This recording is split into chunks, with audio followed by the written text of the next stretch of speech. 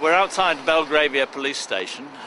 It's 20th of January 2009 and we're about to go into the police station to report war crimes, crimes against humanity, genocide and other offences by our government, members of our government, against the Iraqi people. Most people don't know that the world has a number of universal war laws which have been agreed over the past 80 years, but which the British, American and Israeli governments are ignoring. In 1928, the world, as a result of the horrors of the First World War, signed a pact, a treaty, agreeing never to wage a war of aggression and to settle all international disputes peacefully, whatever their nature. One of the first nations to sign it was Britain, and also America, Germany, Japan, Italy, France, and many other major nations.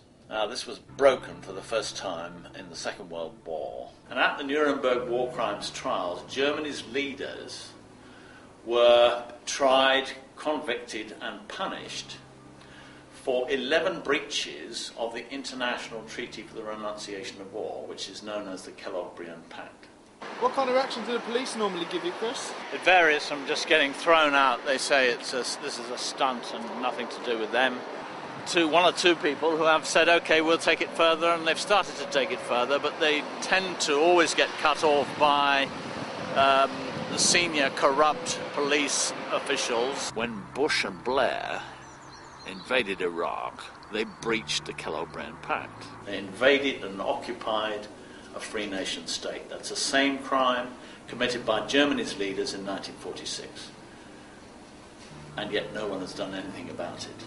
Because this is a central police station with responsibility for where the crimes have been committed, then they should be aware of the fact that they have that responsibility to follow up crime reports. So I think it should be reasonably straightforward, but we'll see. Britain's most recent war law is the International Criminal Court Act of 2001. It was passed on September the 1st, 2001. And it prohibits genocide, crimes against humanity, war crimes, and conduct ancillary to such crimes. People ask me, well, is an attack on Iraq genocide? Yes, it is definitely a crime of genocide as it is defined in the International Criminal Court Act. So genocide is when one kills a person or persons because of their nationality, race, religion, or ethnicity as part of a state policy.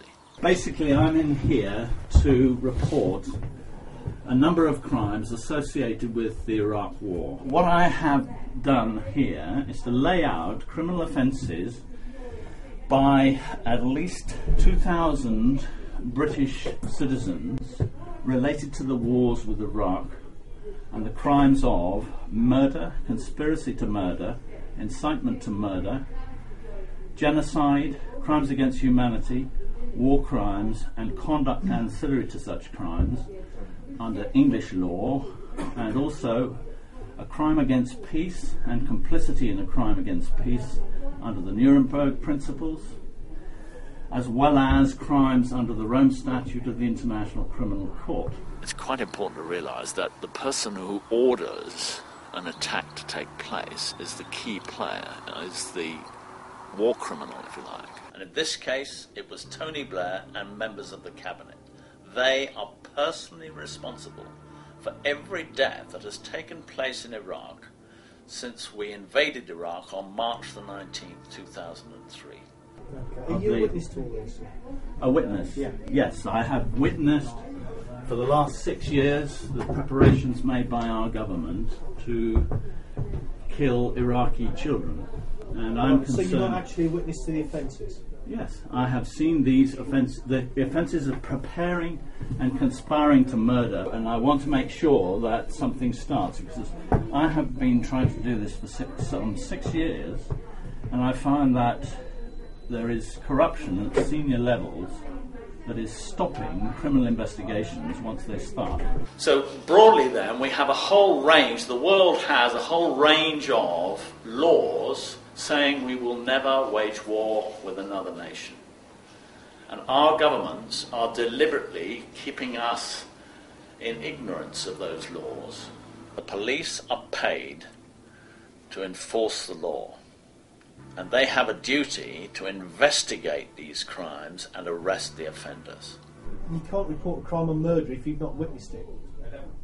No, if I come across a dead body or I come across conspiracy to murder, it is my job to report that to the police. Well, I have been informed. Iraq, Pardon? have you been to Iraq? No. Or have you seen it on the TV? What? What all this genocide and murder you're on about? You have seen it just as much as I have, So I'm haven't an you? ex-soldier. I've seen a lot more than what you've seen first hand. Fine, but have you reported it then? I was a Serbian soldier. Yeah, I can understand that. Have you reported the crimes that are taking place? So under the laws of conflict, the crimes are different. No, they're not.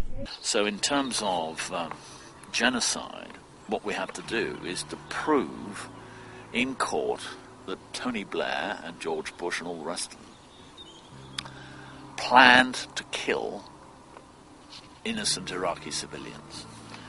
Now, in order to prove that, we can go back to some of the statements they made. And the statement that Tony Blair made. He'd been waging the war for 4 years, and he was talking to a group of about 60 or 70 officers and men up there. And they were complaining to him about the deaths, injuries, and the effect on the civilians, the killing of civilians and so on. Now, he didn't know what to say to this, as reported by Martin Amis in the Guardian, I believe it was. So what he said was, so we're killing more of them than they kill us. You're getting back out there after them. It's brilliant, actually.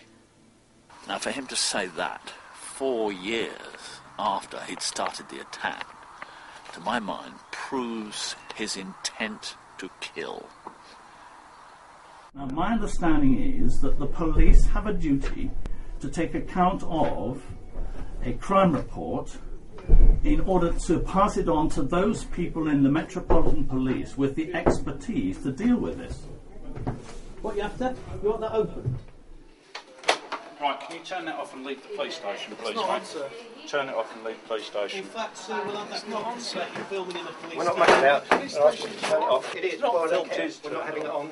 This is a police station. You have to respect other people's confidentiality here. There we are. Here's a complaints form for you. Well, I'm not going to document any complaint.